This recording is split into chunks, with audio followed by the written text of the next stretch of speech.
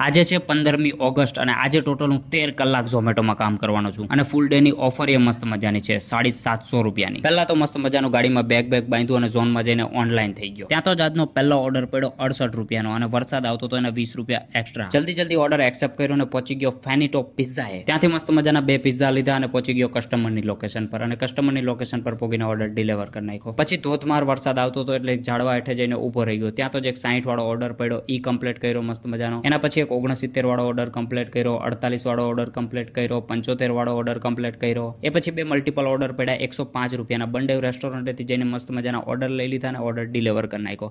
એ order deliver કર્યો ત્યાં તો પાછા હજી 2 મલ્ટિપલ ઓર્ડર પડ્યા 111 રૂપિયાના. એ ઓર્ડર પણ મસ્ત મજાનો કમ્પ્લીટ કર્યો. એ રીતે બીજા પણ ઘણા બધા ઓર્ડર કમ્પ્લીટ કર્યા અને પછી મસ્ત મજાનું ચા પીવાનું મન થયું એટલે ચા પી લીધી. ટોટલ કમાણીનું તમને કહું તો 1432 રૂપિયાની કમાણી થઈ અને એમાં 170 રૂપિયા પેટ્રોલના માઇનસ, એટલે મારા ભાગે વધ્યા 13 કલાકમાં 1262 રૂપિયા.